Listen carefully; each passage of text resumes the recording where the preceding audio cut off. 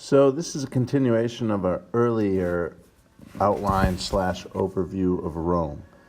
This one will be more about the Principate and early part of the empire, specifically Octavian as he becomes Augustus and on into the period called the Pax Romana. Again, and I'm including here a timeline to help you kind of understand. We're talking roughly about the year 27 BCE, so before the Common Era, or BC, before Christ. But BCE is before the Common Era. We move on up to the year 180 CE, or Common Era. We often used to call it the AD, Anno Domini. But again, we're talking about the Principate and early empire, 27 BC to 180 CE. And technically this is a bad way to write it because I'm mixing up the two systems, CE versus BC and AD. So some of this will be a quick review of maybe chapter 6, section 2, that we covered in class, talking about Octavian, who lived from 63 BCE to 14 CE. He was chosen and adopted by Julius Caesar, before his death, obviously, basically handpicked to take the reign. After Julius's death, he will join forces with Lepidus and Caesar's right-hand man, Mark Antony.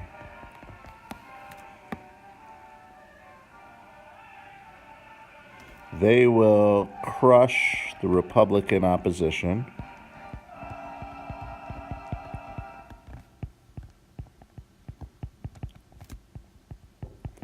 i.e. the forces of the Senate after they kill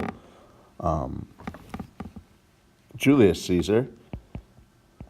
He is one of the leaders in the punishment of those senators, specifically Brutus and Cassius.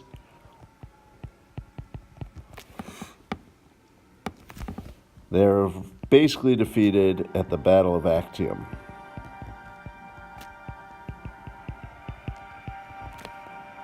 In 31 BCE.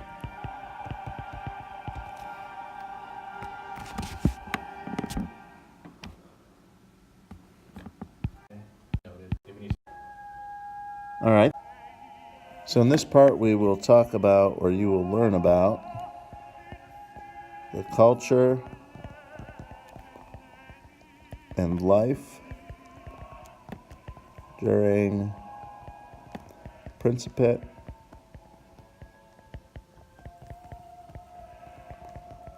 Part A, an era we call the Golden Age. And that's more about extolling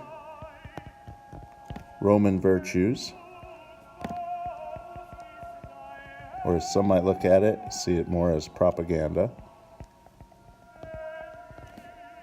There's a Silver Age we can refer to. Many historians see this as a time when Romans were more self-conscious. You should also be aware of how the art, architecture, and engineering were important for Rome. And finally, really important part, Roman law, and how that has worked its way into the modern legal systems in the West especially. So under the Golden Age, I'm going to add a few people for us to think about. A guy named Virgil, poet.